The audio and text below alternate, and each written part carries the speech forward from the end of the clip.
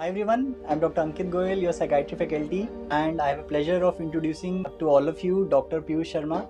He has scored an amazing score of 217 in FMG January 2025 exam. Congratulations, Dr. Piyush. And now I would like him to tell you about his journey.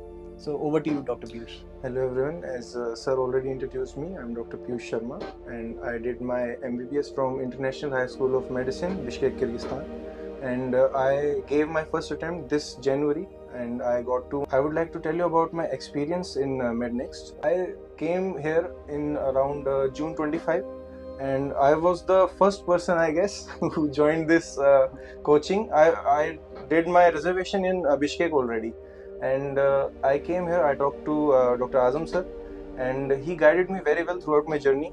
And not only Azam sir, all of the faculty has always helped me throughout my journey. तो मैं आपसे यही कहूँगा कि आप throughout आपके journey में आप बिल्कुल भी हेजिटेट ना करें। आप आजम सर से कांटेक्ट कीजिए, आप अंकित सर से कांटेक्ट कीजिए, आप किसी भी फैकल्टी से आप बात कर सकते हैं। सभी बहुत ही फ्रेंडली हैं, सभी ने हमें अपने ना ही स्टूडेंट की तरह अपने छोटे भाई बेटे हर तरह बहुत ही फ्रेंडली इन्वायरमेंट था, बहुत ही अच्छे से पढ़ाया गया।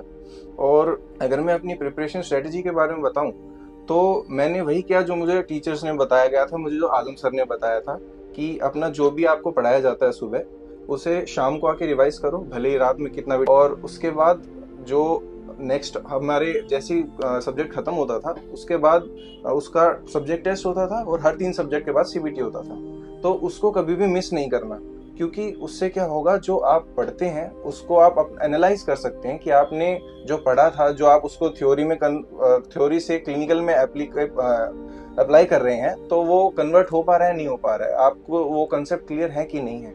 तो इसके लिए टेस्ट देना रेगुलरली बहुत, और उस टेस्ट के बाद जो फिर टीएनडी होता है उसमें आपको समझ भी आ जाता है कि हाँ कैसे उसको क्वेश्चन को हर एक ऑप्शन को रूल आउट करना है, कैसे आपको आंसर सही सिलेक्ट करना है।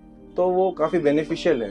और साथ में ही यही नहीं कि मतलब आप अपना नॉलेज टेस्ट कर उनसे ही। टू बी वेरी ऑनेस्ट, मैंने आज तक जिंदगी में 12 घंटे नहीं पढ़े।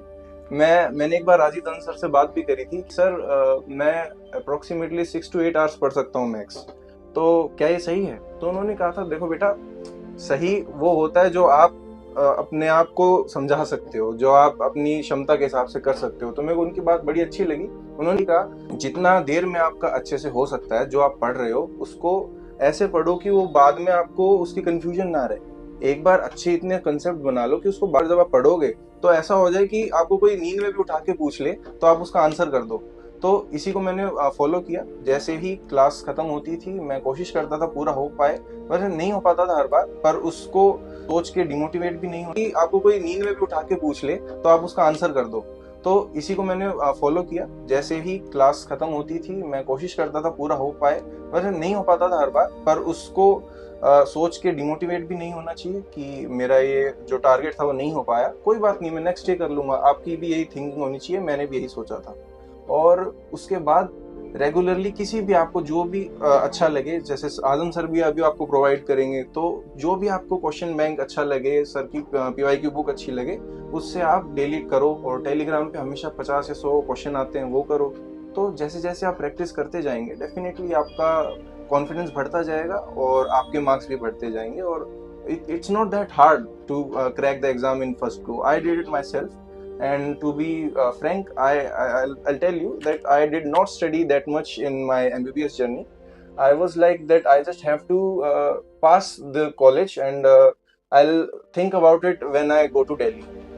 But ऐसा था कि जब हम सभी मिडिल क्लास होते हैं, हमें पता है कि मतलब हमारे फादर ने, हमारे मदर ने कितना हमारे लिए किया है, और हम मोस्टली, जैसे मैं अभी लोन पे गया था, तो आपको इस बात का प्रेशर नहीं लेना, आपको इसको मोटिवेशन बनाना है कि मैं अपने पेरेंट्स को प्राउड फील कराऊंगा और मतलब फर्स्ट अटेम्प्ट में निकालूंगा। ये नहीं, और ऐसा भी मत सोचिए कि सिर्फ एफएमजी निकालना है, आपको आगे जाके नीट, पीजी और मे बी आपको सुपर स्पेशलिटी भी निकालना है, क्योंकि there are no limits to a doctor. You can do anything. Most of the doctors I know, they are into very prestigious hospitals, and some of them are on even IES. So you can aspire to be anything, and you can do it if you are a hardworking person and you are dedicated to it. And I would like to thank Ankit sir and Azam sir and all of the faculty of the MedNext for guiding and mentoring and motivating us throughout our journey. We had a group of around 7 to 8 people, and all of us passed in the first attempt. We used to discuss in the breaks that yes sir told this, and in the exam it was written as this, and everything that we did, we motivated each other. Get a group, make a group of around 4 or 5 people, and daily discuss what you have read in the class, and then what you have attempted in the question bank, and what was the result, and also do cross questioning with each other. The great thing about a group discussion is that you never forget what you have discussed with your friend, because he will make you laugh. He will roast you that you fool, you do not even get this answer right. So when someone makes fun of you or gives you good examples, you never forget it. So I will advise you get a good peer group and discuss with them. That's what I did, at least. You should also focus on your studies and just be confident. Keep saying to yourself daily that मैं ही पास होऊंगा, और sorry मैं पास होऊंगा, और मैं नहीं पास होऊंगा तो कौन होगा. जस्ट आप अपने आप को ऐसे बार बार ऐसे कॉन्फिडेंस दिलाती रहिए, और it's not that hard. Thank you sir. I think perfectly told. And again, heartiest congratulations Thank to you so much, Dr. sir. Piyush, and thank you everyone. Thank you.